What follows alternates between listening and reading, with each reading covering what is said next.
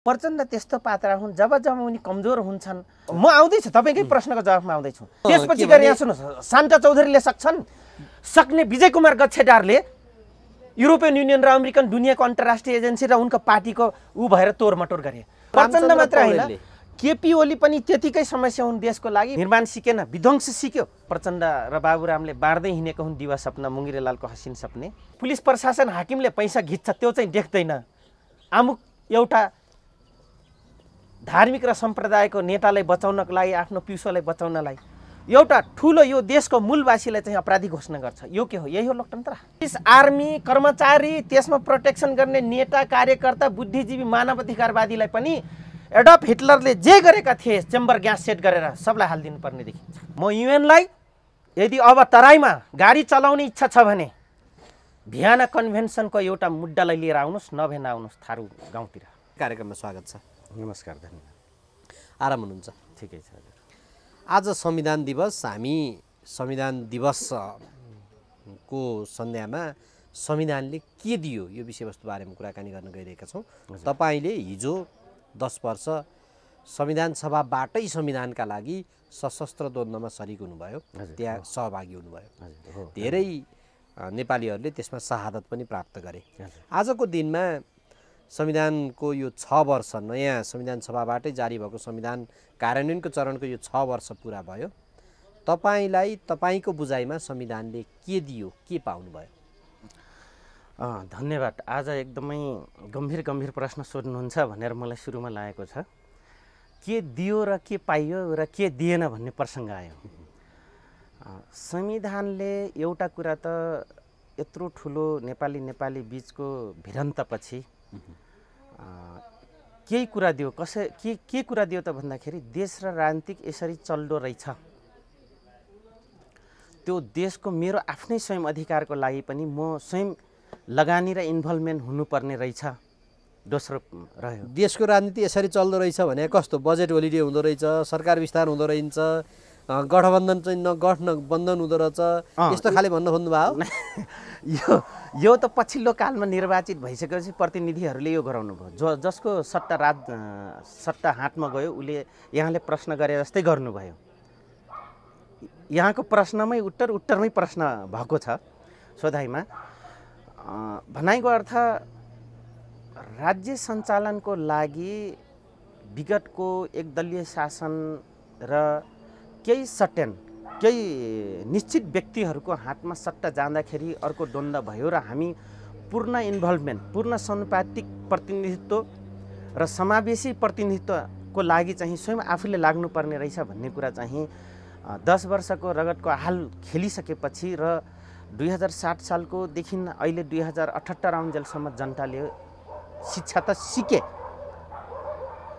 यदाकदा गाउँमै मात्रै निश्चित हुनुभएका समुदाय पनि नामको मात्रै भए पनि, थरको मात्रै भए पनि, समुदायको नाम मात्रै भए पनि समावेशिता त गराए। तर कस्ता व्यक्ति गराए त दलको नेताहरूले? प्रिय पात्र अद्भुत देखाउनलाई यो एउटा दियो संविधान सभाले। दोस्रो, संविधान सभाले 2047 को पछि हल्का अलि फराकिलो त दियो कानुनहरू, जस्तै विभिन्न अधिकारहरू पनि आए, अधिकारहरू त आए तर कागजी आए। त्यो कुरा 2047 पनि कागजी आयो भनेर विद्रोह भयो 2052 सालमा। तर 2048 को 2046 मा आन्दोलन सुरु भयो। तपाईको 47 मा चुनाव भयो, 48 मा गभर्नमेन्ट निर्माण भयो। लगत्तै 2052 मा अर्को युद्ध छिडिहाले। त त्यो बेलाको प्रजातन्त्र चाहिँ तपाईको उठ्न नपाउँदै, तपाईको 10 चोटि एउटा बच्चाले उठ्नको लागि, जवान हुनको लागि उसले 10 चोटि बलड्याङ खान्छ जमिनमा। त्यसरी बलड्याङ खाँदै भर्खर उभिएको के थियो त्यो बेला जनयुद्धले चाहिँ तपाईको स्थापना गरिहाल्यो। 2052 फागुनको 2 गते बोटकास्ट गरिहाले। तर 2052 को बोटकास्टको जनयुद्धपछि 2062-63 आउन्जेलसम्म जनताले एक किसिमको शास्ति भोग्या। आफैमा यो नमजा पनि भयो। तर 2064 को अन्तरिम सरकार र अन्तरिम संविधान पछि हामी 2074 अर्को 10 वर्षको दौरानमा जो हामीले भोग्यौं त्यसले एउटा मेसेज त दियो नेपाली जनतालाई कि होइन मेरो स्वयं प्रतिनिधित्व, मेरो स्वयं अधिकारको लागि र अन्तर्राष्ट्रिय कानुन मापदण्डहरू, सिस्टम होइन, ब्युरोक्रेसीका केही नम्सहरू, सेक्युरिटीका केही नम्सहरू, अनि समाजमा इस्ट्याब्लिसमेन्ट डेभलप हुनको लागि पिस प्रोसेस र इस्ट्याब्लिसमेन्ट चाहिन्छ भनेर त्यो फेजलाई 2064 को अन्तरिम संविधान र अन्तरिम सरकारपछि सिकेका हुन्। हेर्नुहोस्, तर यहाँले प्रश्न अन्तिममा गर्नुभएको छ 2074 को मुलुकियन, जो राणाकालीन बनेको मुलुकियनले टोर मटोर र सुधार गर्दै जो हाम्रो राज्य प्रणाली चलिरहेको थियो र त्यहाँ केही धाराहरू अकाट्य थिए, ती धाराहरू फेरबदल नहुन्जेलसम्मको फेज र 2074 को संविधान सँगसँगै अब मुलुकियन घोषणा भइसकेपछि जुन किसिमले नेपाली जनताले एक्सपेक्टेसन गर्यो, आशा गर्यो, त्यो चाँडोभन्दा चाँडो 6 वर्ष नपुग्दै निरुत्साहितमा गयो। अलि गोलमटोल भयो क्या जवाफ। टु दी पोइन्टमा भन्नु न, जस्तो हजुर तपाईँले संविधान सभाबाटै संविधानका लागि चाहिँ नि लड्नुपर्छ भनेर लड्नु भएको। दुईटा कुरा मात्रै म तपाईँलाई भनिदिन्छु। टु दी पोइन्टमा म आउन खोजिरहेको थिएँ। ल भन्नु। एउटा त नेपाली जनताले समाधानभन्दा गोल मटोल र अराजक सिक्यो, निर्माण सिकेन, विध्वंस सिक्यो। निर्माण सिक्नुपर्ने नि, त्यो सिकेन। अर्को कुरा के सिक्यो त भन्दाखेरि नेपाली जनता विध्वंस सिक्यो भने कस्तो हो? कस्तो विध्वंस के? विगतमा जो विध्वंस भएको थियो नि राज्य प्रणाली सँगसँगै तपाईँको सिकाइयो त, त्यसमा त सिकाइयो। नयाँ पुस्ताले सिक्यो, पुरानो पुस्ताले सिकाइयो विध्वंस। निर्माण रिकन्डक्ट बिल्डअपमा त सिकाएन नि यो, र त्यो सँगसँगै आराजक सिकायो। तर अब टु दी पोइन्टमा, अन्तिम पोइन्टमा जाँदाखेरि के सिकायो त भन्दाखेरि फेरि अर्को समाजवादी सिस्टम र प्रजातन्त्र आयो। किताबिक उसमा पनि मात्र आयो, एउटा शब्द र एउटा शब्दावलीमा, सेन्टेन्समा मात्रै आयो, वर्ड र सेन्टेन्समा मात्रै आयो। इन रियल व्यवहारिक विषयमा गणतन्त्र र प्रजातन्त्र आएन भनेपछि अर्को बुलन्दी आवाजहरू अहिले देखिरहेछौँ। र कालो दिवस किन मनाइयो यो पनि यहाँले प्रश्न गर्नुभएको छ। कालो म त्यसमा आउँछु। मैले तपाईँलाई चाहिँ के बुझ्न खोजेको थिएँ भने, हजुर, जसले हिजो संविधान सभाबाटै संविधानका लागि लड्यो, हजुर, शीर्षले त पाइहाले, माथि नेताहरूको त उनीहरूको अब चाहिँ नि कतिपयका चाहिँ नि आफन्तहरूले जागिर पाए, चाहिँ अब ज्वाइँ बुहारी भान्जा भतिजा काका नाति आफ्नो मान्छे इस्ट्याब्लिस भए, सेटलमेन्ट भए। तर ग्राउन्ड रियालिटीमा रहेर सङ्घर्ष गर्ने व्यक्तिहरूले चाहिँ संविधानबाट के पाए, मैले त्यो बुझ्न खोजेको हो क्या। तपाईँ त्यो ग्राउन्ड लेभलमा नेपाली जनताले बोल्ने अधिकार पाए, तर राहत पाएन। बोल्ने अधिकार पाए हो, यहाँले भन्न खोज्नु भएको र अहिले हाम्रो संविधानको विशेषताको व्याख्या गर्ने व्यक्तिहरूले जे भन्छन् नि, हजुर, हामीले हक अधिकारहरू यस्तो चाहिँ 31वटा चाहिँ हक अधिकारहरू ल्याएका छौँ। हजुर, त्यस पछाडि अरू कागजी रूपमा धेरै कुराहरू चाहिँ संविधानले ल्याएको छ भन्छन्। अब संविधानले जस्तो तपाईँले अघि एउटा तर्क भन्नुभएको थियो, 48 सालमा चाहिँ 47 सालको संविधान आएपछि 52मै लगत्तै त्यो संविधानको चाहिँ नि च्यातेर मान्छेहरूले विरोध सुरु गरे। तपाईँहरू नै जनयुद्धमा होमिनु भयो। आजको दिनमा संविधान जारी भएकै दिनबाट ब्ल्याकआउट मनाइरहेछन्। आज हामी संविधान दिवस मनाइरहेका छौँ। धेरै चाहिँ राजनीतिक दलहरूले मनाउने भन्छन्। 22वटा राजनीतिक दलहरू त्यसको विरोधमा पनि उत्रेका छन्। तपाईँलाई चाहिँ के लाग्छ, फेरि अर्को एउटा द्वन्द्वको सुरुवात भयो यो संविधानले?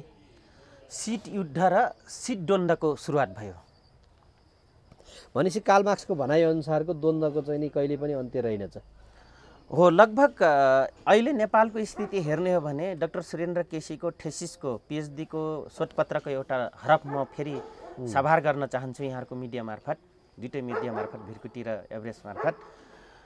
इन्डलेस beginning ever starting never end. त यहाँको मार्क्सिजम द्वन्द्वात्मक हो भने नेपालमा यस्तो खाले द्वन्द्व सुरु भयो, सिट युद्ध सुरु भयो जो इन्डलेस बिगिनिङ जस्तै भयो। अहिलेको द्वन्द्व चाहिँ संविधानले, तपाईँको भनाइमा संविधानले केही नदिएको कारणले हो कि संविधानले यो कुराहरू नदिएको कारणले हो भन्ने लाग्छ बाहिर बसेर यसो निहाल्दाखेरि? बाहिर बसेर निहाल्दाखेरि तपाईँको जुन जसको निम्ति यत्रो ठुलो रक्तपात भयो र जे भनिए थियो, ठिक छ, माहौल बमोजिम त्यो पाइएन, अन्तर्राष्ट्रिय माहौल बमोजिम पनि दिएन, globalization politics, globalization, relationship, market, global economics स्ट्याटसमा हामी जान्नुपर्ने भएको कारणले ग्लोबल सेक्युरिटीलाई हेरेर जाने क्रममा यो सकिएन। तर नेपालको कन्टेन्ट्सभित्र, नेपालको टेरिटोरीभित्र र नेपालको भौगोलिक बनावट, सामाजिक, आर्थिक, सांस्कृतिक र 2052 को जो ब्रोडकास्ट गरिएको जनयुद्ध पछिको 2074-76 जो थिएन, तर फेरि पनि यो सबै कुरा हेरिसक्दाखेरि जसले सुरुवात गर्यो जनयुद्ध र जसले जनयुद्धलाई, रक्तपातलाई र अर्को आन्दोलनलाई जसले ठेक्ने काम गर्यो र फिडब्याक दिने र ब्लकिङ गर्ने प्रक्रिया जो भयो, यी व्यक्तिले पनि 2074-75 को ग्लोबलाइजेसनको सिचुएसन हेरेर र नेपाली मौलिकतालाई हेरेर लोकतन्त्र, प्रजातन्त्र, पुँजीवादको सबै कुरा, सुरक्षा नीतिको सबै कुराहरू, नयाँ आउने डिजिटल युगका पुस्ताहरूको सबै लाइफस्टाइल हेरेर कोर्नु पर्थ्यो नि संविधानमा। त्यो सकिएन, त्यसैको विमति हो एक। अब अर्को किन च्याटियो, किन ब्ल्याकआउट गरिन्छ भन्ने प्रसङ्गमा सबभन्दा ठुलो ब्ल्याकआउट गर्नुको कारण जसको निम्ति ओनरसिप लिनुपर्ने थियो, या सबै समग्र नेपालीले यस भनेर, आवर भनेर, हाम्रो भनेर ओनरसिप लिनुपर्थ्यो, अपनत्व ग्रहण गर्नुपर्थ्यो, त्यो कुरा लिएनन्। को सबभन्दा ठुलो यहाँको आदिवासीहरूले लिएनन्। तपाईँ एउटा थारू समुदायको प्रतिनिधि व्यक्तित्व। हजुर। थारू समुदायले आजको दिनमा आफ्ना कुराहरू, आफू सबै कुराहरू चाहिँ को मार्फत भन्दा लानुराम चौधरी मार्फत चाहिँ जाओस् भनेर सोध्छन्। हजुर। तपाईँ त्यो विचारको प्रतिनिधित्व गर्नुहुन्छ। आजको दिनमा तपाईँको भनाइमा चाहिँ हिजो थरुवट आन्दोलन भयो, अनेक भयो। हजुर। संविधान पूर्ण छ अथवा तपाईँ थारू समुदायको प्रतिनिधित्व गर्ने व्यक्तिलाई पनि होइन यो पूर्ण रहन्छ भन्ने परेको छ? होइन, युनिभर्सल भन्नुहुन्छ भने विश्वमा कहीँ पनि संविधान पूर्ण छैन, कहीँ पनि छैन। यदि पूर्ण हुने हो भने यो देश निस्टेजको सिस्टममा जान्छ, अपूर्ण हुन्छ। जस्तै इन्डिया जस्तो ठाउँमा अपूर्ण भयो र आज 17वटा स्टेट घोषणा गरेको इन्डिया यत्रो ठुलो राष्ट्र आज 29 राज्यमा डिभाइड हुँदै, रुलिङ हुँदै गयो। तर के भयो भने त्यहाँ त टुक्रिने कुरा गर्दाखेरि कन्ट्रोल गर्छ। यो राज्यको काम हो, राष्ट्रको काम हो, यो कन्ट्रोल गर्नुपर्छ। अब यहाँले कन्ट्रोभर्सीको कुरा गर्नुभयो, यो त मोटामोटी यहाँको आदिवासी लगायत जो अलिकति मार्जिनलाइज समुदाय जो छ, जस्तै मधेसीले त कुरा उठायो, पायो 8 जिल्ला, धिमाल सन्थालहरूलाई यही आयोग मार्फत कमिसनबाट पूर्णता दिन्छौँ भन्ने उनीहरूले आयोग गठनको व्यवस्थै छ नि संविधानमा। त्यो त त्यही त मैले भन्दैछु त, यो मार्फत गराउने भन्दा त विगतमा प्रजातन्त्र पनि जनजाति प्रतिष्ठान थिएन, एकाडेमी थियो त, जसले टिच गर्छ। होइन, मेरो प्रश्नको जवाफ आएन। म आउँदैछु, तपाईँकै प्रश्नको जवाफमा आउँदैछु।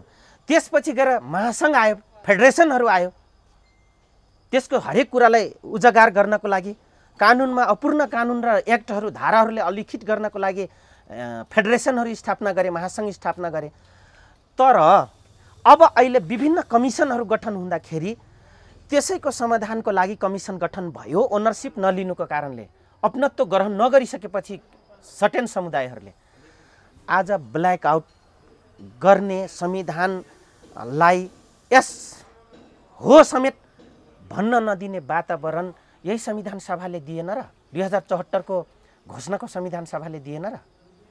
2072 सालमा संविधान जारी गर्दाखेरि तत्कालीन कायम रहेका संविधान सभाका सदस्यमध्ये हजुर 589 जनाले त हस्ताक्षर गरेर ल्याएको संविधान हो नि त यो त।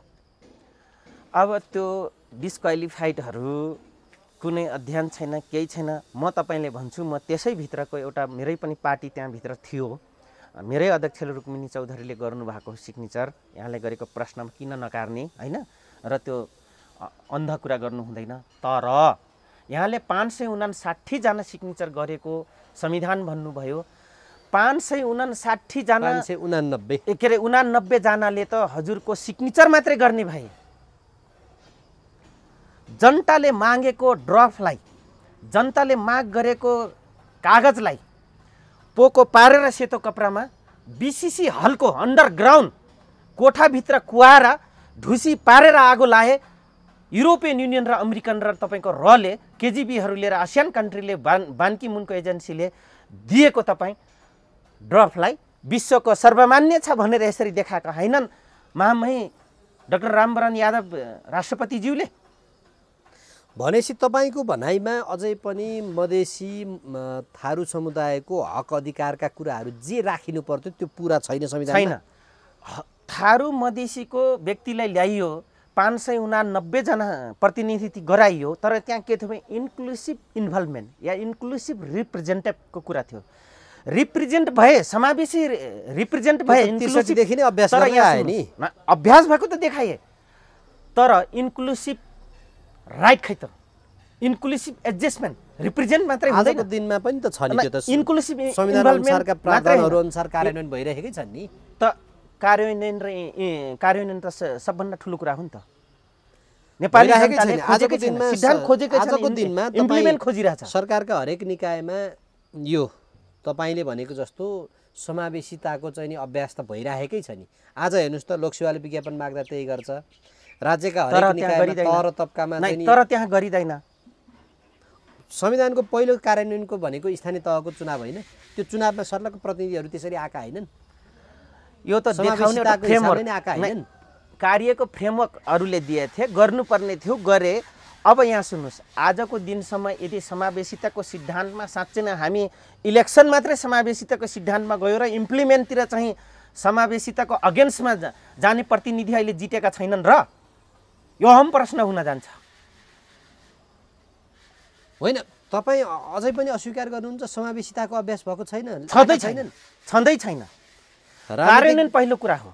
कार्यान्वयन इम्प्लिमेन्ट कुन निकायमा चाहिँ कार्यान्वयन भएन भन्नु त? केमा चाहिँ भएन? लोकसेवा आयोगमा फ्रेमवर्क ल्याइन्छ, त्यहाँ फ्रेममा नाम मागिन्छ।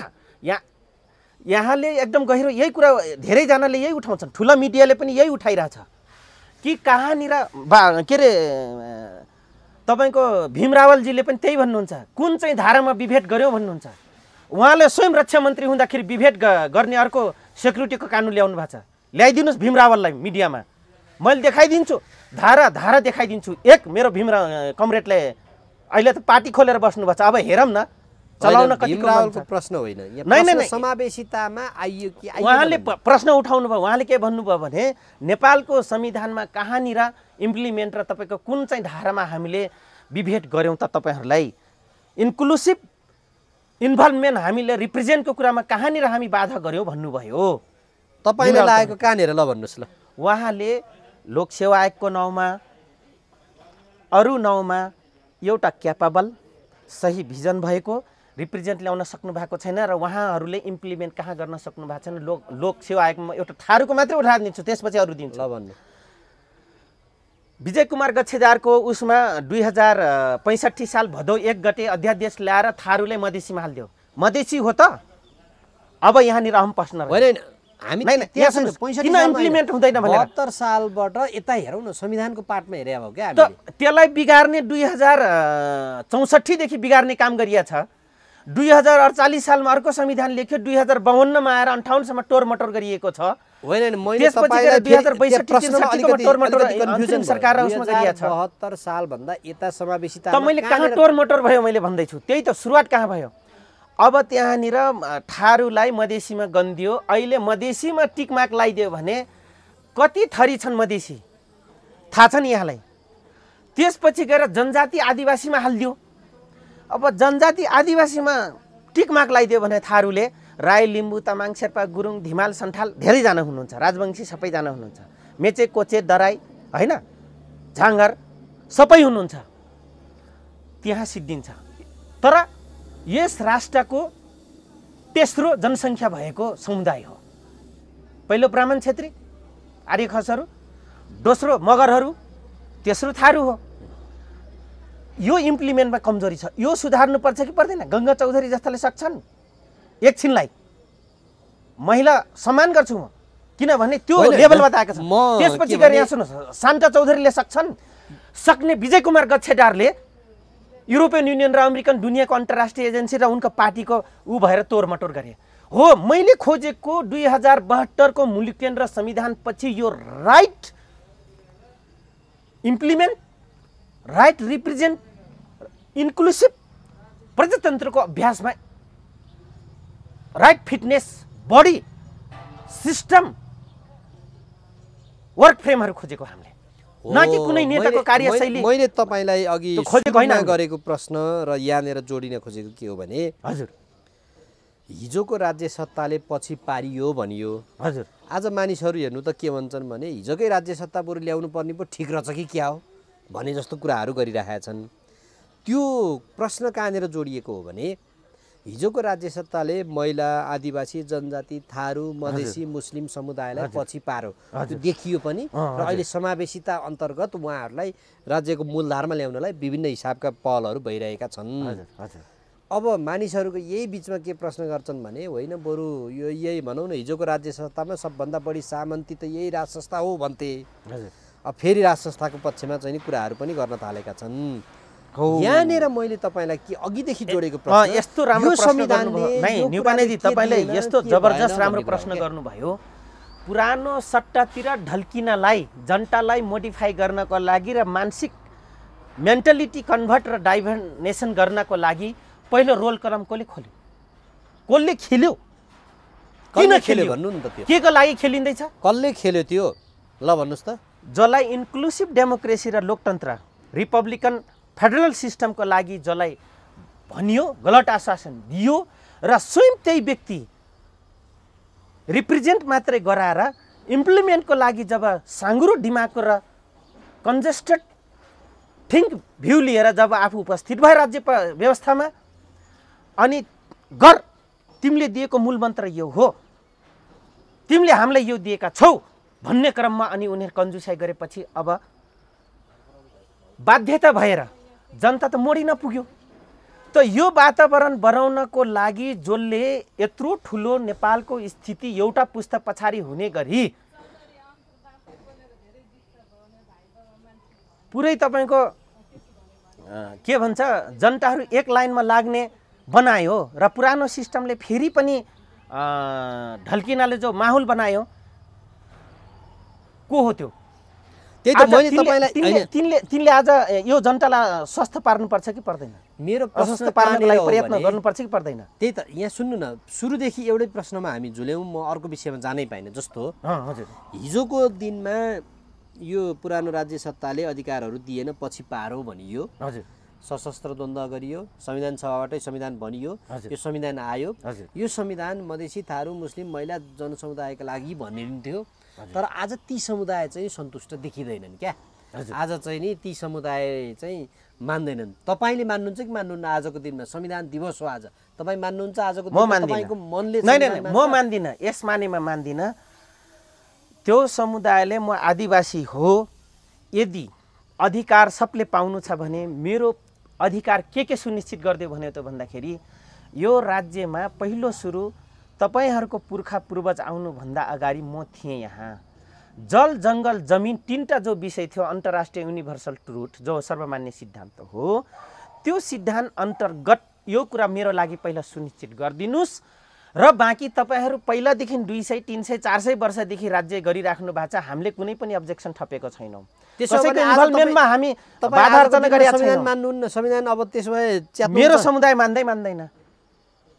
फेरि पनि नमान्दा मान्दै हाम्रो समुदायले प्रजातान्त्रिक हिसाबले बाई इलेक्टेड इलेक्सन सिस्टम निर्वाचित भएर चाहिँ र विभिन्न कमिसन मार्फत चाहिँ अधिकार एडजस्ट हुन्छ भनेर तैपनि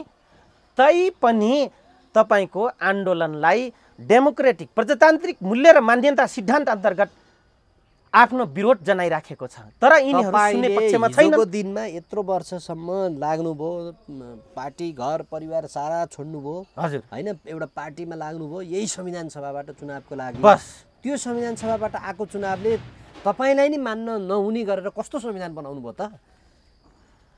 यो कस्तो संविधान बनाउनु भयो त भन्दाखेरि अब फेरि व्यक्तिगत कुरामा जानु पर्यो, फेरि जातीय कुरामा जानु पर्यो, फेरि धार्मिक कुरामा जानु पर्यो। तपाईका प्रतिनिधिहरूले हजुर कस्तो संविधान बनाइदिए त त्यसो हो भने? नाइ, मेरो त इन्भल्भमेन्ट मात्रै भयो, मलाई प्रयोग गरे, म जस्तो धेरैले प्रयोग गरे र उनी आफ्नो त्यो ठाउँमा पुग्नु थियो, चेयर गेन गर्नको लागि युज एन्ड थ्रो गरे र आफ्नो मुताबिक बनाए, जो उनकै सम्प्रदाय र उनकै समुदायले उनको व्यक्तिगत फिट कानुन थिएन र उनी त्यो ठाउँमा पुग्ने अवस्था थिएन र विभिन्न जात जाति भाषाभाषी सांस्कृतिक मान्छेलाई उचालेर आफ्नो अभिष्ट आफ्नो परिवारवाद नातावाद कृपावाद भ्रष्टवाद मनगणन्थेवाद होइन अनि साम्यवादको नाउँ बेचेर प्रजातन्त्रको नाउँ बेचेर जनवादको नाउँ बेचेर समाजवादको नाउँ बेचेर पुँजीवादको नाउँ बेचेर आफू इस्ट्याब्लिस भए। गङ्गा चौधरी शान्ता चौधरी विजय गच्छदार यी जे छन् नि तपाईँको समुदायका लिडरहरू हजुर उनीहरूले त स्वीकारेकै छन् नि त फेरि त उनीहरू किन नस्वीकारन् त जो त्यहाँसम्म पुग्ने कुनै पनि हैसियत थिएन जब जनयुद्ध या लडाइँमा कुनै पनि आन्दोलनमा उनको इन्भल्भमेन्ट छैन ऊ त कमाउँदै थिए तर बिचमा आए कसरी आए अब भनिराख्दा फेरि रघु पन्तजीले भनेको कुरा आइपुग्छ हाम्रो कोमल ओलीलाई स्याटर हाने जस्तै होइन बुद्धिजीवी भनाउँदा खल्टीबाट आए एक थरी गममा पैसा दिए यता जनयुद्ध कालमा सुराकी पनि गरे पैसा पनि ठटाए इन्भल्भमेन्ट भइहाले कोही नाटा लाएर आए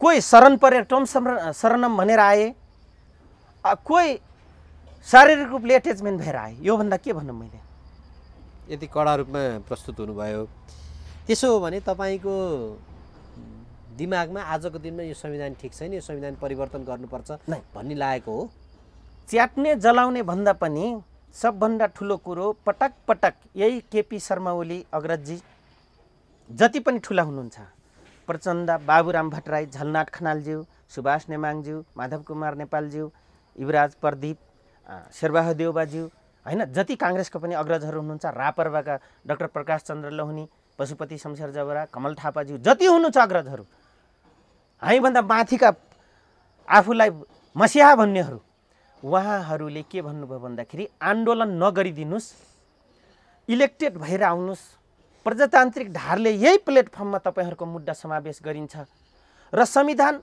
अपरिवर्तनीय छैन परिवर्तित छ परिवर्तन हुन्छ भनेपछि अब हामी त्यो अनुसार गयौँ न्युपानेजी संशोधन आफ्नो हिसाबको बनाउनुहुन्छ संशोधन हुनु पर्यो त हाम्रो हिसाबले मात्रै होइन राज्यको यदि राष्ट्र जनार्दन राष्ट्र नै जनता हुन् जनता नै राष्ट्र हो र जनार्दन नै जनता नै जनार्दन हुन् सबै कुरा हुन् यो राष्ट्र र राष्ट्रियताका लागि र तपाईँ हाम्रो लागि भने तपाईँ हामी गएका पार्लियामेन्टमा गएको प्रतिनिधि को हौँ त अनि उनको मुताबिक हामीले संविधान संशोधन गर्नुपर्छ कि पर्दैन युगले मागे अनुसार संशोधन गर्नुपर्छ कि पर्दैन संविधान दिवसको बेलामा प्रचण्ड मधेसतिर झरेका छन् हजुर प्रचण्ड धेरै पछि मधेस झरे भन्छन् हजुर मधेसमा जबकि ब्ल्याकआउट कार्यक्रमहरू तय गरिएका छन् हजुर संविधान नमान्ने तय गरिएका छन् हजुर यही बिचमा प्रचण्डले केही दिन अगाडि के भन्यो भने हाम्रो त संविधानमा त रिजर्भेसन थियो शासकीय स्वरूपमा निर्वाचन प्रणालीमा हामी त फरक मात्र राखेकै हो अब सडकमा जानुपर्छ भनेका थिए अब त्यही सडकमा जाने यो पूर्व अभ्यास स्वरूप यो यो गतिविधि भइरहेको हो यो बडा यो खुराफाटीको मसिहा हुन् उनका अन्धभक्तहरूले कुनै दिन म पनि अन्धभक्त थिएँ उनका अन्धभक्तले के भन्छन् त भन्दाखेरि प्रचण्ड भनेको डाइनामिक लिडर हो तर म भन्छु खुराफाटीहरूको लागि डाइनामिक हुन सक्छन् एकदम लिपिबद्ध सिद्धान्तवादी भएका समाजवादीमा एकदम निष्ठावान भएका व्यक्तिको लागि डाइनामिक होइनन् खुराफाटी हुन् यहाँले प्रश्न गरेको विषय कि मतलब अहिले चाहिँ उनी ब्ल्याकआउट हुँदाहुँदै मधेसमा झरे भन्नुभयो हो प्रचण्ड त्यस्तो पात्र हुन् जब उनी कमजोर हुन्छन् अनि कुन जनताले त्यो कुरोलाई चाहिँ मानिराखेका छैन त्यो जनताको अगाडि गएर रिप्रेजेन्ट गर्ने र फेरि त्यही मुद्दा लिएर आएर कुर्सीमा बसेपछि फेरि जो रिप्रेजेन्टको लागि अथवा त्यो मुद्दालाई यस भन्नको लागि दल र समुदाय र वर्गले मानिराखेका थिएन त्यो गएर देख्नुभयो मैले फेरि लिएर आएँ भनेर बार्गेनिङ गर्ने पात्र मात्रै हुन् अहिले फेरि नयाँ बार्गेनिङको लागि गएका हुन् हो बार्गेनिङ बनाउने टुल बनाउन मधेस समुदायमा झरेका हुन् हो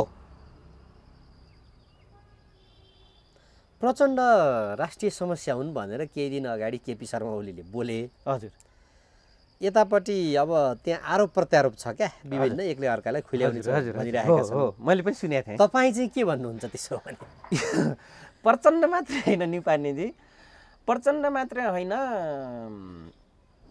पुरानो पुस्ता यो देशका सबभन्दा ठुलो समस्या हुन् उहाँहरू लडाकु त हो उहाँहरूको जीवनलाई हामी पनि कदर गर्छौँ होइन फिटिक्कै यसलाई चाहिँ गर्नतिर त म पनि लाग्दैन तर उहाँहरूको मूल्याङ्कन कमजोर हो। र अर्को कुरो उहाँहरू समस्या हो, आफैमा समस्या हो, आफैमा लडाएको हो, आफू लडेर त्योमा टेकेर आफै समस्या उहाँहरू आजको दिनमा प्रचण्ड मात्र होइन, पौडेलले केपी ओली पनि त्यतिकै समस्या हुन् देशको लागि, शेरबहादुर देउबा प्रधानमन्त्रीजी पनि त्यतिकै समस्या हुनुहुन्छ, रापरवा कांग्रेस पनि त्यतिकै समस्या हुन् भने मधेसका दलका उपेन्द्र यादवदेखि लिएर तपाईँको राजेन्द्र महतोदेखि लिएर महेन्द्र पासवानदेखि लिएर तपाईँको महन्त ठाकुर समेत सबै अग्रजहरू आफैमा बेमिसाल यो देशको र यो हाम्रो पुस्ताको लागि बाधक र समस्या हुन्, म यो भन्न चाहन्छु।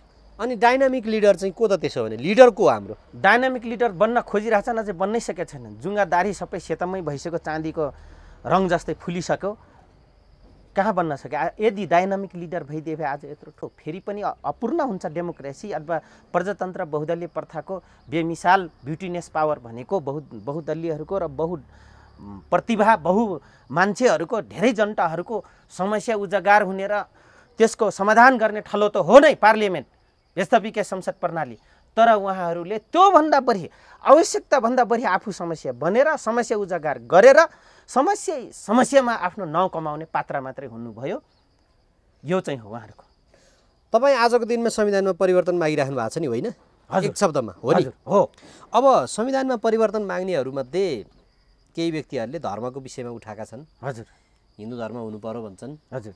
केही व्यक्तिहरूले यो सङ्घीयता हाम्रो माटो अनुकूल अलि देखिएन है, यो त असाध्यै खर्चिलो रहेछ भन्ने खालका कुराहरू पनि गरिरहेका छन्। शासकीय स्वरूप र निर्वाचन प्रणालीमा त अब प्रचण्डले आन्दोलनको चाहिँ यहाँले मेरै मुद्दा मलाई झापा हानिदिनु भयो। मैले बढी मात्रामा पछिल्लो कालमा हाम्रै थरवट आन्दोलनले उठाएको मुद्दामा यहाँले मलाई झापा हान्नुभयो। हो, यहाँले गरेको प्रश्न फेरि 100% ठिक छ। यो दुईटै प्रश्न अहिलेको जनमानसमा गुन्जिरहेर प्रश्नले यो प्रश्नको उत्तर भन्नु न तपाईँ। अब म भन्छु यो उत्तर, धर्मनिरपेक्ष स्वतन्त्र हो भन्ने थियो, किनभने पौराणिक युगदेखि हामी दुईटा धर्मबाट व्याख्या नगरिकन टु दी पोइन्टमा भन्नु न, के गर्ने यसमा? धर्मनिरपेक्ष समस्या हो भने हिन्दूभित्रको विभेद नै धर्मनिरपेक्ष भयो र हिन्दू धर्मले कसलाई विभेद गरेको दलितलाई हुँदैन, त्यो मात्र भन्नु क्या तपाईँले। म यो भन्दिनँ, हिन्दू धर्म भए पनि हिन्दू धर्मको बेमिसाल नमजा एउटा विभेद थियो दलितमाथिको थपारिएको, यो एउटा त्यही कारण धर्मनिरपेक्ष आयो। अब धर्मनिरपेक्षको नराम्रो कुरा पुच्छर जोडेर कहाँ आयो? जबरजस्ती धर्म परिवर्तन गर्ने। त्यस कारणले संहिताको विषयमा त हेर्नुहोस्, जातलाई उचालेर दिन्छौँ भनेर प्रचण्ड र बाबुरामले बाँड्दै हिँडेको हुन् दिवा सपना, मुङ्गिरेलालको हसिन सपने। फेरि पनि फेडरलिजम नराम्रो होइन, फेडरलिजम आफै राम्रो हो, तर ढान्न सक्दैन। यहाँले चाहिँ प्रश्न गर्नुभयो, हाम्रो आय स्रोत र आर्थिक उत्पादनको इन्डस्ट्रियल सेक्टर खै त, घरेलु उद्योग, सानो उद्योग अथवा हाम्रो निर्यात क्षेत्र खै त। अब यही त्यस कारणले हामी पे गर्न सक्दैनौँ। अब शासकीय स्वरूपमा जनताबाट प्रत्यक्ष कार्यकारी आउनु पर्यो भन्छन्, तपाईँको भनाइ के छ यसमा? अब यही शासकमा प्रत्यक्ष आयो भने योभन्दा अगाडि देखिसक्यो, कुन चाहिँ चेन्ज हुन्छ र? यही व्यक्तिले गर्दा तपाईँको आज धर्मनिरपेक्ष र के अरे उसमा संहितामा यत्रो ठुलो द्वन्द्व छ भने भोलि प्रत्यक्ष निर्वाचन प्रणाली चाहिँ प्रधानमन्त्री सिस्टममा आओस् चाहे राष्ट्रपतीय सिस्टम आए पनि यी असक्षमहरूले प्रतिनिधित्व गर्नुभएका र यही जनताले चुनिराखेका उसमा चाहिँ कुनै फेरबदल आउला त पक्कै पनि आउँदैन। म त त्यसमा आशावादी छैन। प्रणाली परिवर्तन भएर परिवर्तन हुँदैन? होइन, हुँदैन। त्यसो हो भने त संविधानले जे कुराहरू दियो त्यो कागजी रूपमा चाहिँ जुन लेखिदिएको छ नि, त्यसले परिवर्तन ल्यान भन्ने तपाईँको अहिलेको जुन तर्क थियो नि, तर बिस्तार परिवर्तन ल्याउँछ भनेर उनीहरूले जुन तर्क गर्छन् त्यसमा कसरी मेल खायो त? बिस्तार परिवर्तन आउँदै गरेको होइन हो? परिवर्तन त्यहाँ आउँछ, यिनीहरू आफ्नो परिवार जतिलाई भ्रष्टाचार लिप्त बनाएर सम्पत्ति कमाइदिने। परिवर्तन त्यहाँ आउँछ, आफ्नो धर्म जात र वर्गलाई त्यहाँ इन्भल्भमेन्ट गराएपछि। परिवर्तन जहाँ आउँछ, पुष्टेनी ज्ञानेन्द्र शाहको ठाउँमा या शाह वंश खलकलाई आफ्नो परिवारलाई आफ्नो वंशजलाई देख्ने प्रवृत्ति जबसम्म आउँछ, यही परिवर्तन हो उनीहरू। तपाईँले हिजोको दिनमा द्वन्द्व गर्नुभयो, द्वन्द्वले चाहिँ देशमा उलटपुलट कायापलटै ल्याउँछ भन्ने हिसाबले लाग्नुभयो होइन? हजुर। अब त्यस पछाडि तपाईँलाई यो संविधान जुन एउटा प्राइम उद्देश्य, मुख्य उद्देश्य यही थियो, यो संविधान आयो तर यसले फेरि तपाईँलाई चाहिँ असन्तोषी जनायो। मलाई मात्र होइन, नेपालको थारू मात्र होइन, लगायत अन्य जात जाति भाषा धर्मावलम्बी रहनुभएका सम्पूर्ण भनौँ कति पर्सेन्ट अब भन्दिम यहाँलाई, 70 देखि 75%। ल ठिक छ 70 तपाईकै देखि तथ्याङ्कलाई मैले माने 70 देखि 75% नेपालीलाई असन्तुष्टि जनाए, बाँकी 25% त उही रहेछन् मुठ्ठीभरका शासक भनेर हामीले प्रशिक्षण दिन्छौँ। हामी पनि त्यही भन्थ्यौँ, मुठ्ठीभरको शासक। अब मुठ्ठीभरको नव शासकहरू त उहाँ बन्नुभयो, मुठ्ठीभरले नै भयो। आजको दिनमा अब यो संविधान परिवर्तन गर्दाखेरि चाहिँ कम्तीमा पनि यो राज संस्थाको कुरा उठाइरहेछन् क्या मान्छेहरूले। हजुर हजुर। तपाईँको अन्तरात्माले के भन्छ ल भन्नुहोस्। म त दुई पुस्ता नेपाललाई राजतन्त्र प्रतिनिधित्व गर्ने र राजतन्त्रका आवश्यकता छ र भने त्यही त छ। यतै प्रतिनिधि त ढुलीमुली छन्, त्यो थर्ड लेभल छन् भने ऊ त उसै पनि पाउँछु भनेर यत्रो काण्डमा घुमौरो पाराले इन्भल्भमेन्ट भएको हो, रावणलाई मारेर रामको जस पाएको जस्तो हो। खै यो जवाफ अलिकति घुमौरो दिनुभयो। तपाईँले प्रष्ट रूपमा भन्नुहोस्, आजको दिनमा यो मानिसहरू चिच्याइरहेका छन् क्या, विभिन्न मानिसहरू चाहिँ। अब हेर्नु न, अस्ति भर्खरै विप्लवले उहाँ चाहिँ पृथ्वीनारायण शाहको तस्बिर धरि ग्रहण गरिसके। यो एउटा यो सिनारियो यो देखिँदैछ। तपाईँले चाहिँ के भन्नुहुन्छ, मैले त्यो जान्न खोजेको क्या। यहाँ सुन्नुहोस्, पृथ्वीनारायण शाह या शाह खलाकलाई त म एउटा आदिवासीको नाताले गर्दाखेरि र यहाँको मूलवासी हुनुको नाताले गर्दाखेरि म किन खुसी हुनु। 238-40 वर्ष शासन गरे होइनन् र के चाहिँ गरे मानु एकछिन, के चाहिँ गरे। आज यिनले फेरि आफ्नै राजपुरोहितहरूसँग भिख माग्दैछन्। राजपुरोहितले पनि के गरे, उनले 240 वर्षमा शासनको गलत चरित्र के गरेर त्यहीसँगै रहेको एट्याचमेन्ट रहेको सम्प्रदायलाई आज शासन गर्दैछ। समुदायले, वर्गले के चाहिँ गर्यो। हामी त त्योबाट पनि पीडित थियौँ, अहिले पनि पीडित छौँ। हाम्रो लागि त्यो के पृथ्वीनारायण शाहको फोटोमा हामी के गर्व गर्ने भनेपछि हिजोको राज संस्था अथवा त्यो हिजोको राज्य सत्ता पनि पीडा नै दियो। हजुर, आज हामीले खोजेको यहाँ सुन्नुहोस्, यति विरोध गर्दाखेरि हामीले खोजेको यति हो। यो देशको 1 लाख सैनिक मध्येमा 20 देखि 30 हजार हामी मूलवासीको हुनुपर्छ। हाम्रो माग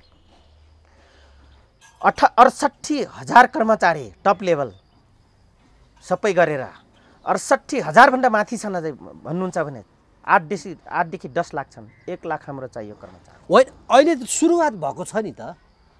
राजनीतिक प्रतिनिधित्व मात्र होइन, हरेक राज्यको हरेक प्रणालीमा छ। हामी मूलवासीलाई प्रहरीमा छैन, त्यो 1-2टा त थारू गएर के गर्छ त। होइन, सिस्टम त सुरुवात गरेको रहेछ। एउटा लक्ष्मण निपानेले 45 लाख रुपियाँ खाँदाखेरि चाहिँ थारू अपराधी भयो।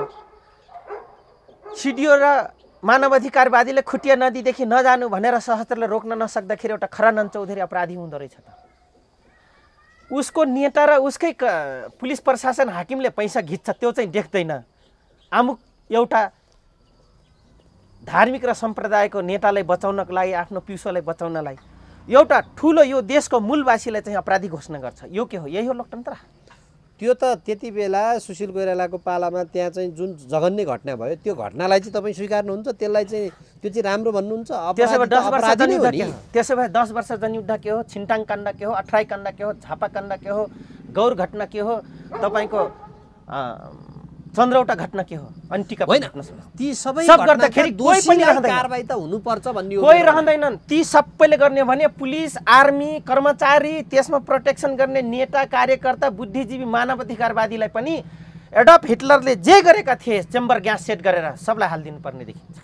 त्यसो भने लानुराम चौधरीजीले यति स्वीकार्नुहुन्छ त त्यो चाहिँ भालाले रोपेर 2 वर्षको बच्चा मार्नु चाहिँ उपयुक्त थियो त? 2 वर्षको बच्चा मारेको देख्नेहरू म अनुरोध गर्छु, आइदिनुहोस् मिडियामा, मेरो अगाडि आइदिनुहोस्। त्यसपछि हामी धेरै भाइरल भिडियोहरू ल्याउँछौँ। त्यो के हो? त्यो दिन भाग्ने कहाँ? त्यति बेला मान्छे मारेको होइन, मान्छे मरेका त हुन् नि त त्यति बेला। मार्ने र मराउने पात्रहरू यही शासनमा छन् त। त्यो चाहिँ के हो त फेरि? मार्ने र मराउने पुलिस आर्मीहरू सिकाउने र कर्मचारी भिडियो गएर यो विगतमा गएर तपाईँको प्रोपोगन्डा मात्रै होइन कि रियल घटना घटाएर प्रोपोगन्डा हो भन्ने दबाउनेहरू पनि कहाँ छन् त? भनेपछि त्यति बेलाको आन्दोलनमा मार्नेहरू पनि यही सरकारका मान्छेहरू हो, अनि मराउने मरेका त मरे त्यति बेला चाहिँ लक्ष्मण नेउपानेदेखि सबै मरे जुन। हजुर, उनीहरू चाहिँ सरकारको प्रोटेक्सन। 2000 थारू र हाम्रो पनि घर जलाइएको, जिनोसाइड गर्न खोजेको, वंशाणु विनाश गर्न खोजेको लडाइँ के हो? त्यसो भए तपाईँको अस्ट्रेलियाको भियना कन्भेन्सन अन्तर्गत जेल जानुपर्छ कि पर्दैन? म युएनलाई यदि अब तराईमा गाडी चलाउने इच्छा छ भने भियाना कन्भेन्सनको एउटा मुद्दालाई लिएर आउनुहोस्, नभए नआउनुहोस् थारू गाउँतिर। म अनुरोध गर्न चाहन्छु सबैलाई, साँच्चै नि एनडिएपी चलाउनु छ भने आजको दिनसम्म न्युयोर्कमा थारूको फोटो बेचेर थारूमाथि। त्यसो भने रेशम चौधरीले आजको दिनमा जुन जेल सजाय बसिराख्नु भएको छ उहाँ चाहिँ निर्दोष भएर बसिया हो? दोषी र निर्दोषी त्यही कोटेहरूले गरून्। रेशम चौधरीलाई त्यहाँ पुर्याउने पनि पात्र समातेर हालुन्। रेशम चौधरीले गरेको कुरा स्वीकारुन् र सबै थारू अपराधी हुन् भन्ने शासकहरू पनि आएर स्वीकारुन्। मेरो अनुरोध छ। होइन भने सबै थारू अपराधी त हामी पनि भन्दैनौँ, म स्वयं पनि भन्दिनँ, तर जसले घटनामा चाहिँ यस्तो खालको जघन्य काम गर्यो ती त अपराधी हुन् नि त। यो तथ्यबाट त तपाईँ बाहिर जानु। आजको दिनसम्म थारूमाथि गर्ने अत्याचार पनि स्वीकार्छ कि स्वीकार्दैन यो राज्यले?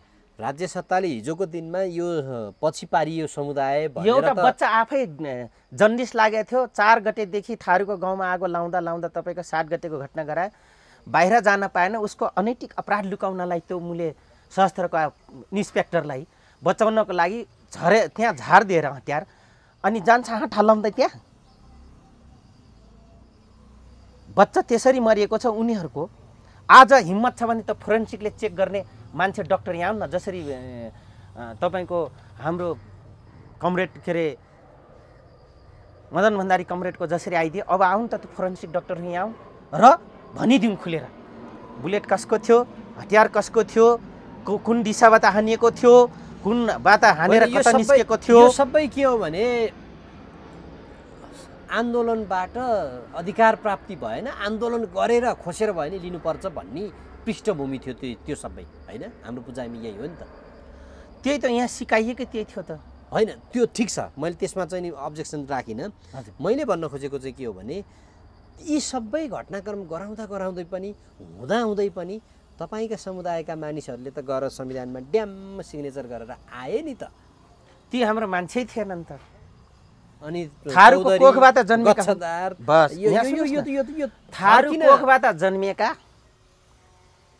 थारू चाहिँ थारू कोखबाट जन्मेको हुन्। अनुहार हेर्दा त्यस्तै म जस्तै छ। बानी व्यवहार लेख्दा नागरिकता नेपाल सरकारले हाम्रै थर दिएर राखेको छ। तर मानसिक रूपले ती हाम्रा थिएनन्, ती मोबिलाइजर पर्सन थिए। हामीलाई गुमराह पार्नको लागि, हामीलाई दबाउनको लागि हाम्रै जातको मान्छे ल्याएर प्रतिनिधित्व गराएका थिए, जो उनको प्रिय पात्र थिए। अर्को सुग्रीव र हनुमान दासहरू थिए रामको भने जस्तै, ती हाम्रो मान्छे थिएनन्। सिद्धो लाहानु राम चौधरीले प्रतिनिधित्व गरेको या तमाम थारू समुदायले प्रतिनिधित्व गरेको थरुहट पार्टीका ती कार्यकर्ता र नेता। भनेपछि थरुहट पार्टी नेपाल त्यति बेला गोपाल दैत लगायत पनि हुनुहुन्थ्यो? ती पनि थिएनन्, ती त दरबारका मान्छे थिए। गङ्गा चौधरीलाई फुटाएर हामीले नै लेखेको ढकिया चिन्ह समेत गराएर लगेर उहाँ तराई ठरट खोलेको पात्र हुन्। अनि ज्ञानेन्द्र सरकार एक्टिभ हुँदाखेरि 31 नम्बरमा दर्ता गराउन जाने कोटेसन भर्ने के अरे अहिले जेलमा छ नि रेशम चौधरीको 32 नम्बर, म भैरवगढमा थिएँ, मलाई सेनाले देखायो, 31 नम्बर उनका थिए। ती पात्र हुन्, हाम्रो पात्र थिएनन्। प्रतिनिधित्व गराउन होलसेलमा प्रतिनिधित्व गराउन आजको दिनमा तपाईँको पात्र चाहिँ को त? हाम्रो पात्र अझैसम्म कराउँदैछ जसले प्रतिनिधित्व गरेका हामी छैनौँ। हाम्रो मुद्दा यो संविधानले जस गरेन भन्ने चाहिँ हाम्रा पात्र हुन्। त्यही त, र ती थारू हुन् यो देशको मूलवासी होइन। मैले भन्नुको मूलवासीमा त प्रश्न रहेन, मूलवासी त हुन्। तपाईँलाई मूलवासीको रूपमा प्रतिनिधित्व गरेर तपाईँका आवाज राज्यका निकायसम्म लगिदिनलाई जनता त स्वयं आफै जाँदैनन् नि, आफूले प्रतिनिधि चयन गर्नै पर्यो नि। यो प्रणाली त तपाईँलाई थाहा छ नि। त्यसमा तपाईँको आवाजको प्रतिनिधित्व गरिदिनु। मेरो प्रतिनिधित्व एउटै थिइन्, रुक्मिणी चौधरी हुन्। 588 जना अर्काको थिए। 589 मध्येमा एउटा प्रतिनिधि मेरा हुन्। यत्रो 2/3 बहुमत ल्याउनेहरूको त पार्लियामेन्टले यहाँ देखिहाल्नु भयो होइन, काँठ चढेर गोड्न जान्छन्। हाम्रो प्रतिनिधिको आवाज कहाँ सुनिन्छ र? किनभने फेरि नेपालको प्रतिनिधि नै थिएनन्। नाम हाम्रै नेपाली दाजुभाइ, हाम्रै ठरहरू थिए।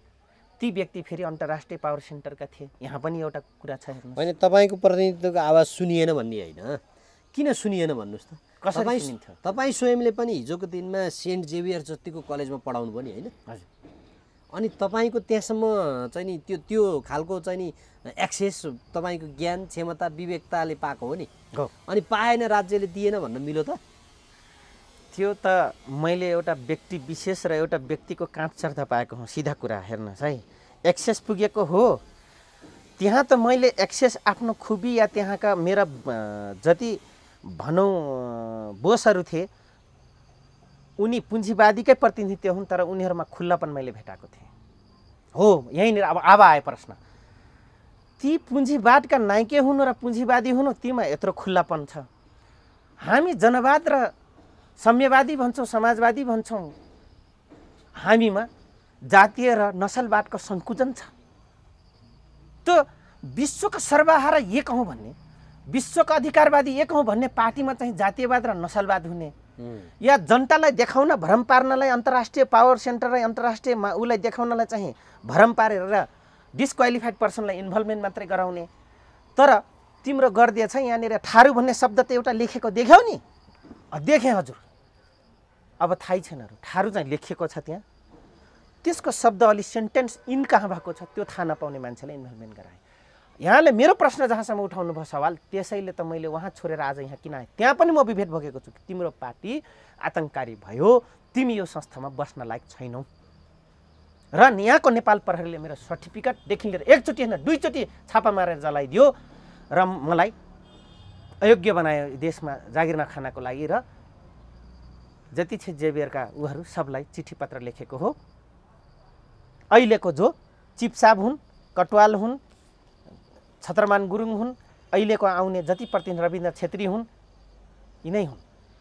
राजु मानिसहरू के भन्छन् भने नि सुन्नु न, जस्तो हिजो हामीले पञ्चायती लगायतका व्यवस्थाका विरुद्धमा लड्यौँ हजुर, त्यति बेला बरु शासन व्यवस्था अटोक्रेसी थियो, एकदलीय थियो, निरङ्कुश टाइपको, तर तल चाहिँ त्यो प्रजातान्त्रिक अभ्यास थियो। यसरी पछि पारिएका सबै समुदायले उचित स्थान पाउँथे। आज चाहिँ व्यवस्थाको नाममा चाहिँ डेमोक्रेसी देखिन्छ, तर त्यो डेमोक्रेसीभित्र चाहिँ मधेसीको कोटामा आफ्नो श्रीमती, भाइ, छोरा छोरी को पर्छ, हारूको कोटामा त्यो पर्छ भनेपछि त्यो त्यहाँ चाहिँ बरु निरङ्कुशता देखियो नि त भन्छन् नि। हो, एकदम पोइन्टमै आयौँ हामी। कागजले चाहिँ देखाउने, विश्वको आँखामा छारा हान्ने चाहिँ डेमोक्रेसी लिखित छ, संविधान कन्स्टिट्युसनहरू। इम्प्लिमेन्टमा परिवारवाद छ, नातावाद छ, कृपावाद छ, जो पञ्चायतमा थियो। पञ्चायतमा पनि यस्तो कि पञ्चायतमा चाहिँ अलि बढी बरु लाजको डरले आफ्नो नातावादभन्दा बाहिरकाले अलि बढी अवसर पाउँथे। के थियो त्यो भन्छन् नि त मान्छेहरू। पञ्चायतमा चाहिँ बरु नातावादबाट बाहिर गएर पाउँथे। अहिले यो बहुदलवादमा चाहिँ पाउँदैनथे। एकदलीय शासनको एउटा बेमिसालसँग त्यहाँ के गरिन्थ्यो भन्दाखेरि, जसै अहिले मिलिट्रीमा निरङ्कुश छ, अझै पनि फेरिएको छैन नेपालको मिलिट्री उसमा, त्यो प्रणालीमा त्यसरी नै त्यहाँ आदेश दियो कि कतिपय निर्दोषहरू अन्यायमा परेका थिए। तर यही अन्यायको विरुद्ध अहिले लोकतन्त्र प्रजातन्त्रको अभ्यास गऱ्यौँ। सबै जात जाति सम्प्रदाय धर्मावलम्बी भूगोलवासी सबै मिलेर लड्यौँ। आज त्यो पञ्चायतको त्यो कुरालाई देखायौँ गलत, हुबाहु हाम्रोमा आए। जसले गलत भयो है तपाईँ हामी लड्नुपर्छ है भन्यो, त्यही मान्छे त्योभन्दा तग्रासँग यहाँ अटोक्रेसी, एकदलीय शासन, डिक्टरसिप लगायो। ती अब हिजो तपाईँ प्रजातन्त्रको अभ्यासतिर लागेन। तपाईँ समुदायहरूलाई उक्सायो हो, तर अभ्यासमा चाहिँ उनीहरू एकतन्त्रीयमा लागे हो। अब यहीँनिर मैले अघि गरेको प्रश्नको चाहिँ जस्तो मानिसहरू चाहिँ बरु योभन्दा त त्यो ठिक भनेर अहिले कम्पेयर गर्न थाले। तपाईँलाई चाहिँ योभन्दा त्यो ठिक लाग्छ कि त्योभन्दा यही ठिकै लागिरहेछ? अब चाहिँ यसैलाई सुधार गर्नुपर्छ। अथवा अहिले इन्भल्भमेन्ट भएका रिप्रेजेन्ट गरेका अग्रज पात्रहरू या जोहरू हुनुहुन्छ, अब पछाडि फर्किने वातावरण नबनाउँ। एक। दोस्रो, यही शासनलाई उच्चतम विज्ञान सङ्गत प्रणाली, अझै योभन्दा वैज्ञानिक ढङ्गले यसलाई वाइड बनाऊ। दुईटा त्यसो भने तपाईँ संविधानको विरोध गर्नुहुन्न आज? त्यो हाम्रो विरुद्धमा लेखिएका धाराको विरोधी छु म। मैले पूर्ण संविधान भनेको छैन नेपालीजी। हाम्रो विरुद्धमा जुन जुन जाउ लेखन गर्नुपर्ने थियो त्यहाँ देशको लागि, देशका नागरिकलाई जारी गरिएको संविधान एउटा समुदाय विशेषको लागि चाहिँ यो चाहिँ गलत छ भनेर कहाँनिर लेखिएको भन्नु त? मेरो समुदायलाई सहित सबभन्दा बढी आहुति दिएर दास बनाएर र मेरै समुदायको दासत्व बेचेर अन्तर्राष्ट्रियलाई आन्दोलन गरेका नेतालाई के भन्नुहुन्छ? होइन, मैले त्यसो भनिनँ। तपाईँको समुदायलाई नि अहित हुने गरेर संविधानको कुन धारा कुन प्रावधान र म अनुरोध गर्छु सबै नेपाली दाजुभाइहरूलाई, यो हाम्रो हो, हाम्रो लागि हो, हामी हो, हाम्रो हो, एक जात विशेषको होइन। तर खुसी नहुनुस् कि मेरो जात विशेषलाई बढी फाइदा भयो, त्यो जातलाई त्यो होइन मैले उ गरेँ भने समग्रमा त्यसैको आज विमति छैन, त्यो कुरा हो क्या। नेपालीलाई किन यहाँ सुन्नुहोस्, मैले अघिदेखि भन्दैछु त, सुरुवाती क्रममा मैले भन्दैछु त, यस आवर हाम्रो झन्डा, कानुन र संविधान, तपाईँ हाम्रो जैविक, मानवीय जैविक, भौगोलिक जैविक, सांस्कृतिक जैविकता, उत्पादन जैविकता, वातावरणीय जैविकता, हामीसँग रहेका अथाह जैविकता मौलिकताभित्र पनि हामी हाम्रो आवर भन्न सक्ने दिउन्। हामी संविधानको विरोध गर्दैनौँ। मेरो यही अनुरोध हो सबै अग्रजहरूसँग, सबै पार्टीका, सबै धर्म, समुदाय, वर्ग। त्यो त हामी सार्वभौम सत्ता सम्पन्न नेपाली जनता भनेर लेखेको छ नि त प्रस्तावना हो। त्यो लेखिएछ गर्ने बेला चाहिँ त फलाने त ढिस्काने त कहाँको हट भन्ने जुन त्यही गाविस अध्यक्ष के अरे सरी गाउँपालिका अध्यक्ष, सदस्य, वारा अध्यक्ष, नगरपालिकाले गरिरहेछ नि, अनि चौकीतिर गरिन्छ नि, अनि बुद्धिजीवी भनाउँदोहरू गरिन्छ नि विभेद, त्यहीँबाट राज्य प्रणाली सोचमा परिवर्तन चाहिँ जरुरी भयो भन्ने प्रणाली कहाँनिर आयो, कुन पात्रले प्रतिनिधित्व गर्यो, यो सुधारात्मक छ कि छैन, अथवा सुधारात्मक होइन। मैले भनेको चाहिँ अगाडि जाने कि संविधानको धाराले चाहिँ दिँदै गयो, तर सोच, व्यक्तिको सोचले चाहिँ दिएन भन्ने कुरा हो तपाईँको निष्कर्ष? व्यक्तिको चरित्र र सोच सँगसँगै आफ्नो वर्ग र आफ्नोलाई बिग्रेकोलाई पनि आफ्नो देख्ने, नराम्रो अरूको राम्रोलाई पनि नराम्रो देख्ने चरित्र भएका पात्रहरू आज सुध्रिदियो भने यो संविधान र त्यो धारामा लेखेका कतिपय शब्दहरू र शब्दावलीहरू, वर्ड र सेन्टेन्स फेरबदल भयो भने यो संविधानको विरोधमा को आउँछ भने ल तपाईले सबलाई दिनकै गरी खाने आफ्नो परिवारसँग बस्ने इच्छा छ। मैले बुझेँ हजुर। अब सोच पनि त्यस्तै खालको देखियो, कन्जस्टेन्ट होइन, मिलेन। हजुर। तपाईले हिजोको दिनमा त लड्नु भयो, हजुर, भोलिको दिनमा हजुर थारू समुदायले के गर्छ नभन्नुहोस्? हेरिराख्नु होला, आगो ठोस्ने काम र घिउ हाल्ने काम गरिँदैछ। यो राज्यले अर्को द्वन्द्व भोग्छ। म अहिले नै भनिदिँदैछु, किनभने म 2048 सालमा भनेको आज मेरो सानो स्कुलमा पढ्ने सरस्वती हायर सेकेन्डरीमा पढ्ने प्रतापपुरमा, अहिले साबिक पहिलाको साबिक प्रतापपुर गाविस, अहिलेको हाम्रो लम्की चुहाको 7 नम्बर वारा, आज त्यहाँ पढेका विद्यार्थी सम्झिँदैछन् कि 2077 सालमा लाहानु चौधरीले सैटिन्छन् भनेको धेरै घटनाहरू हुन्छ भन्नेको थियो। आज प्रमाणित भएको छ। नेपानेजी, म त्यहाँसम्म बोल्ने मान्छे हो र मैले फेरि पनि मेरो अनुरोध छ अग्रजहरूलाई आउने डिजिटल युगका पुस्ता र हाम्रो पुस्तालाई र हामीसँग रहनुभएका अग्रज पुस्तालाई म के भन्छु भने डेभलपमेन्ट रोज्नलाई शान्ति नै हो।